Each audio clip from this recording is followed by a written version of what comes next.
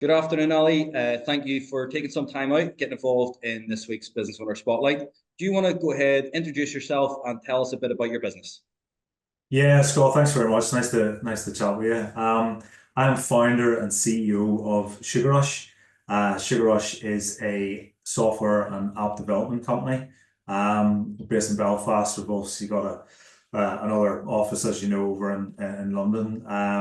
So it's a full stack agency from start to finish. Any projects in terms of software or apps for our clients, we will build for them. So yeah, really enjoying what we're doing, and we're 21 years in business. 21 years, something like that. And what was it that took you to London? Was that a bit of a centre for what you guys do, or did you start in London and then go to Belfast? Or No, we started in Belfast. The bulk of the work is done in Belfast. That's yeah, where a majority of our designers and developers are, and sort of management staff. We have a good presence over there. I think it just really took us over that sort of part of the world because of the projects and the clients that we were dealing with. yeah, And at the time, before the video remote and video conferences was really a thing, we had to be in person. yeah, So it was a really natural progression to set up a presence there in London and be part of that scene. yeah. And so, like, what sort of? I mean, if you could pick, who would be your ideal customer, or the sort of projects you guys work best on? Where would your niche be? Would you think? Yeah, well, we're lucky enough to be in a lot of sectors and a Yeah, lot of industries, but generally the rule of thumb is that every company and every organization has their own pain points and their own problems. sure. So I guess companies were B2B, so companies that would essentially want to solve a problem through a digital process. So we transform that digitally for them. Um, Ideally, it would be a company that wants to create their own product Okay.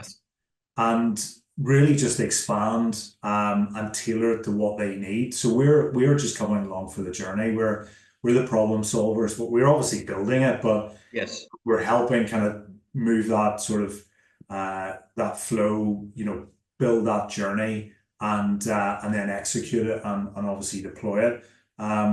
A lot of the companies that we're working with recently, they see us as a digital wing. So there is this there's always an anticipation that will be phase two and phase three, and get to know your users, get and basically craft the best product they can get through a journey of a few years at least. So yeah, it's Yeah. enjoyable. And I obviously I have no experience in that space. So if you could forgive my ignorance, but if so, it isn't that I would go along and say, look, I just I need to buy this, and you're like, yeah, we have X, Y, and Z, and sell me the Yeah, one that suits. You would start at the ground and build it out bespoke for yeah, me. Then. yeah, absolutely. So there's a couple of different approaches. Usually companies may have got off the shelf systems Okay. that they're using and paying for a Yep. subscription. Normally, commonly they would only be using about 10%, 15% of that product. Sure. So they see opportunities to make it better, to use software better in their companies and their organizations. So the off the shelf really don't fit the bill. It's Yeah. hit a limit very quickly. So they make a decision to approach Sugar Rush and Yeah. they want to build their own one, very specific for their requirements. And Yeah. obviously, it saves time. There's growth, there's expansion, scalability. So it's got Yeah. all the benefits. And then we have companies that are looking to get into a different market with their Okay. product, and they may see an opportunity to build a system or build through an app or software to help kind of promote that or sell that service or product. Yep. So they just want to start that journey and believe it's part of the business strategy. Cool. And I suppose that you're probably, laying the foundation that it can be bigger in phase two or phase three. So, starting with the end in mind over those couple of phases then, and that's the benefit to having a bespoke system in place. Yeah, but bespoke, you're absolutely right. Bespoke, it can be done in chunks, be Yeah, done in phases. This holy grail to the ultimate product, the ultimate software. You got to know your users. You got to know how people are using it, how that's impacting the environment, how it's progressing the company. So you've got to take stock every so often. yeah, So understanding the data, understanding user behavior, and slightly pivoting, adapting, and then going for another round yeah. of development, and just make sure that everybody's got, it's risk averse, isn't it? It's just making Yeah, I sure. mean, it sounds like a total. I mean, it sounds like a total investment. There's going to get a big return and help them scale. So, as you say, Yeah. it sounds like a no brainer if you have that pain point, that issue. So, yeah, 21 years in business. What would you say has been your biggest learning as a business owner? I think realizing very quickly that companies are entrusting us with their, as you say, the investment, comes to intellectual property, but just that trust value, they're allowing us to build something based on what we've planned, and we are obviously have to get those results. So that's one thing, but also I guess sort of having the right team within Sugar Rush is so important. So that's a big learning curve. When I started employing or building a team, as it were. It was quite evident that we need the right people, and without these people and without the team, really that is not going to be a good business growth for Sugar Rush. So, that's quite a common theme with these. Get the right people in the right place. But Yeah. what's that actually like? For you. I mean, you've built a sizable team. In basically in two countries. But like I assume there's a lot of trepidation and fear. When you maybe take on your first staff member, and then your second, now for the first time you could be maybe outnumbered in your own business, and then essentially you open another office in London. Like what's that? What have you had to learn about yourself to be able to do that? I think it's empathy, making sure that you're looking after them, you're leading the company, but you're leading the team as well. Yeah, And yeah, look, that first jump was, and I remember actually talking to other business owners about them taking on staff, and yeah, it's a big deal, but yeah. once A lot you of get over that, responsibility. yeah, it's massive because you're responsible financially, and and obviously secure career, growth, and culture, and yeah, it is. But the nature of what we do, there's no way that one person can do what we do. So therefore, clearly, it needs individuals and specialized individuals that can take parts of those that project and pull it all together.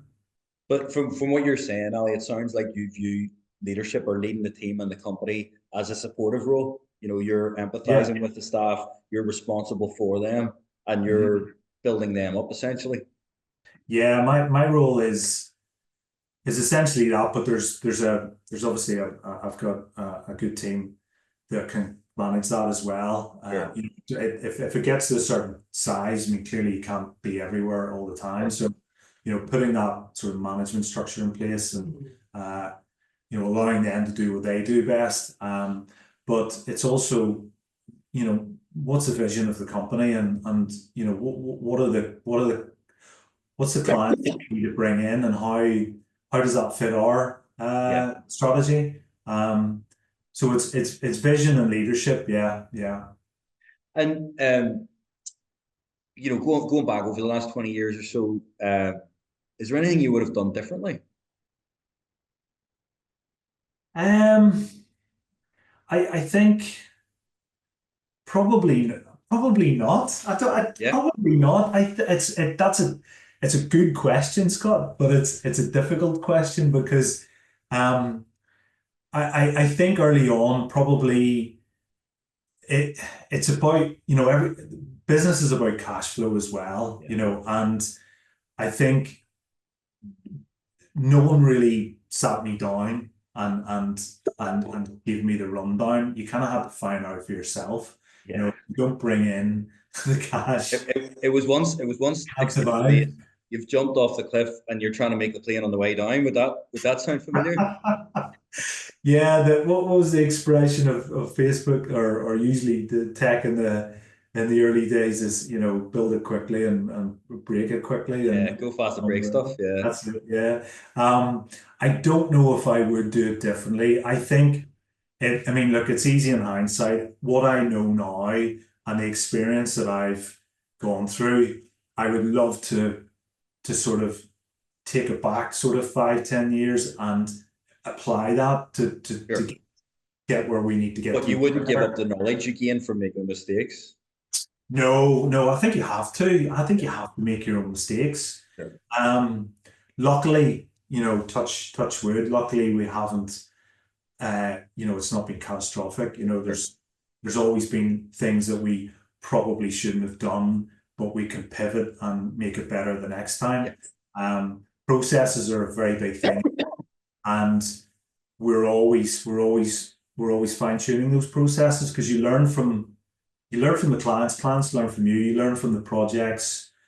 Tech is so fast now. We're learning how to approach things better, and it just minimizes time from our side. So no, I don't think I would give up the experience from 21 years ago.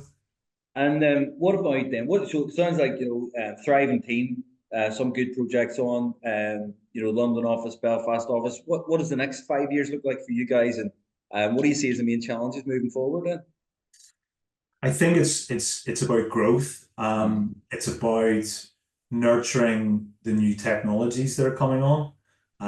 Obviously, AI is a massive buzzword at the minute, but it's taking stock and understanding how that applies to our clients, and being able to advise and consult our clients in what they want to do with AI. But I guess it's looking at what the technologies there, how will that apply to what we're doing, and how will that apply to Sugar Rush. So I guess, well, we're building internal products as well, so wanting to see that growth as well. So I guess, look, 5 years is going to be foot to the pedal, keep the growth going, make sure the culture's right, and just put the seatbelt on and keep going. Keep going. So look, I always like to ask this question at the end, just to finish up. If you could go back in time and speak to an 18-year-old Ali, what is the one piece of advice you would give him? I would say, in just in enjoy the wins. Probably take stock of even the small wins, because I think when we're all younger, we're just cracking on and keep moving, and especially in the early days of business as well. I don't think I really appreciated those wins and those milestones. So yeah, I would definitely say to younger me, just appreciate those celebrate those wins. Just reflect a wee bit on how well you've done. Yeah, I think everybody probably, it happens to everybody, but even the small wins, even the small things, if it's personal or business, just appreciate the wins, because that's what you're doing it for. Yeah. Look, Ali, thank you so much for taking some time. I really enjoyed that, and it's great to hear a local company killing it. Listen, excited to watch you guys and see what happens over the next few years.